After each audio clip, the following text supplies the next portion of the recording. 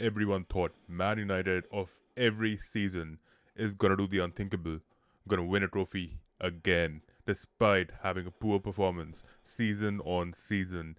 Ever since Sir Alex Ferguson has left the club, ever since they won their last Premier League trophy, they've been atrocious. And it's just been downhill for them season on season. But what Ange Postecoglou has done, it's a prophecy come true. He's delivered a trophy in his second year. Congratulations to all Tottenham fans.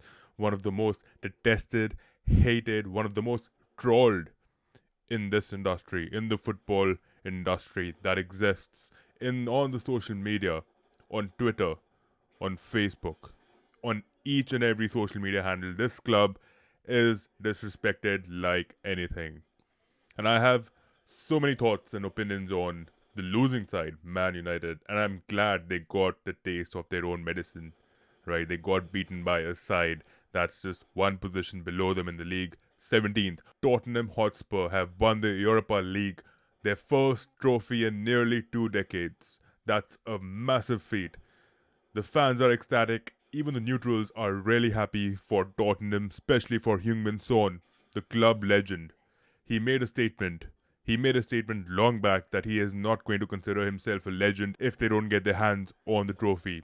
And tonight, they've accomplished, revitalized that faith in the fan base by delivering a trophy. They have revitalized that faith in the manager by backing him up, Ange Postecoglou, who was the victim of injuries, massive injuries. But Ange Postecoglou had almost all his back line, his midfielders out at the same time.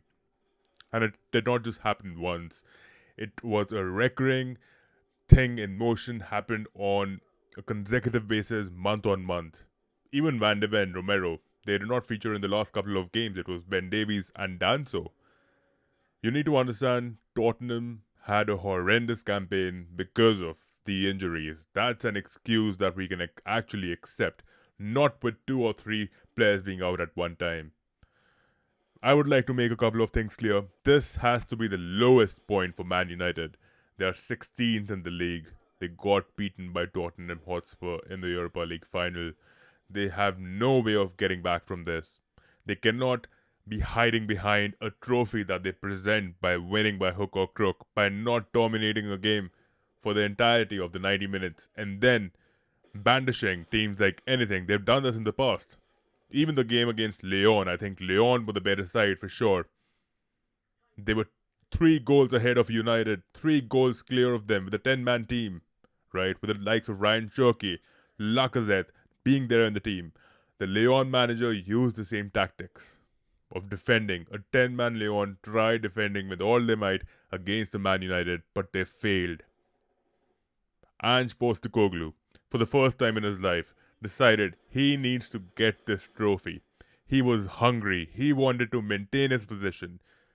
He wanted to gain the trust of the stakeholders, the fans, and deliver the trophy in his second season. And I have already made a video in the past. I'm going to attach the thumbnail in this video of how injuries have affected his season in culmination of everything that has happened.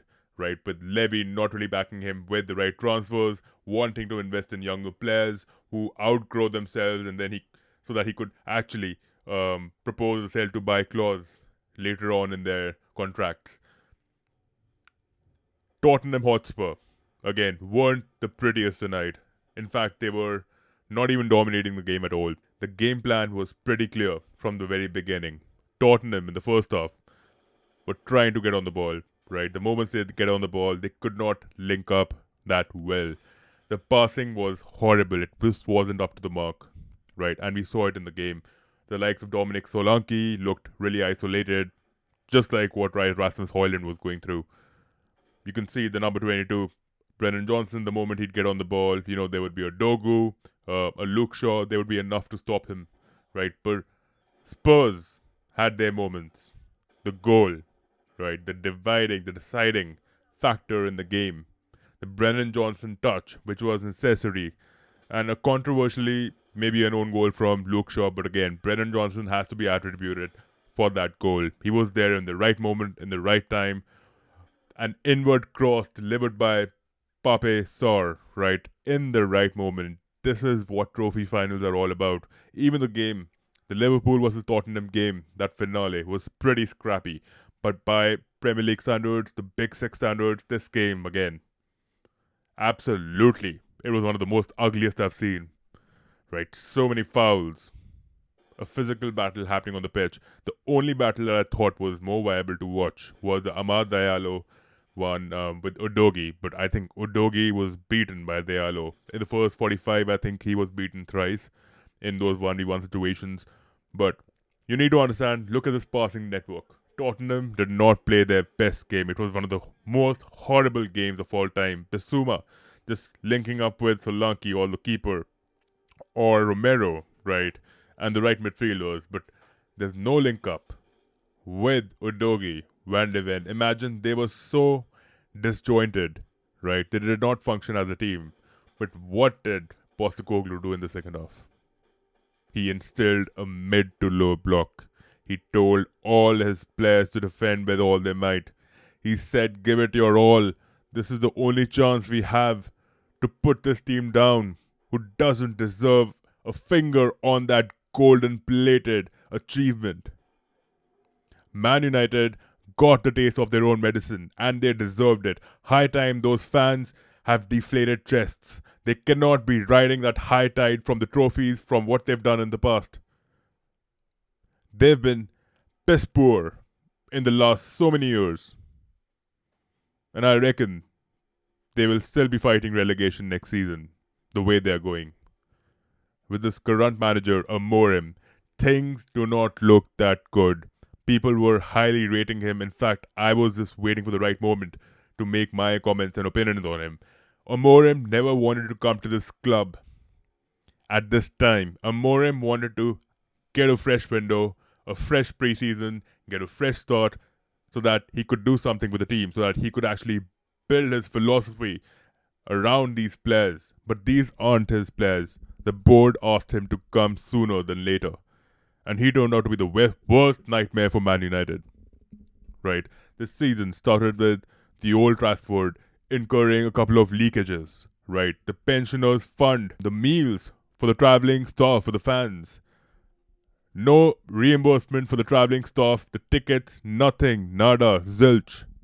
Right? Man United acting like they are a League Division 2 club with Ineos at the helm of things.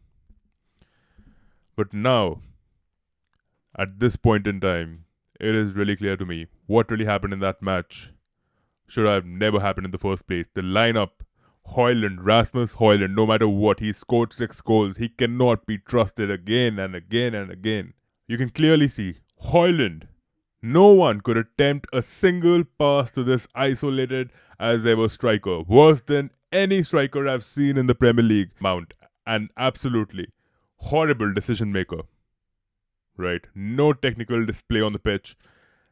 The moment he would actually get on the ball, the guy would actually go down so easily.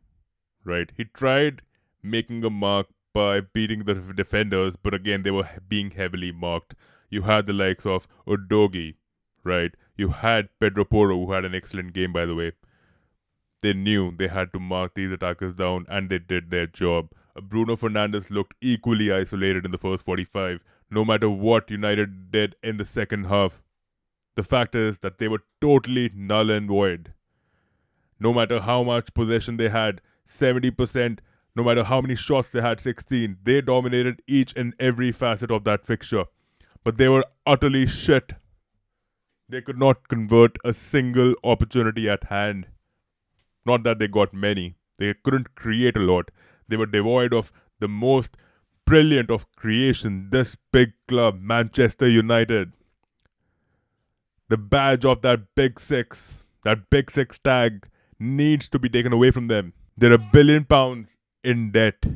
£1 billion or even more than that. And they thought this is going to be a good cheat code, a good shortcut for them to win this finale and to enter the next Champions League. They've shown the fucking dungeons to Man United. They've shown them that they exist in the mud. Like always, they need to be humbled.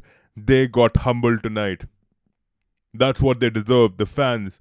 There are a couple of Arsenal fans too who deserve that, right? For comparing Liverpool's last season to their to the points tallied this season. It doesn't even make any sense.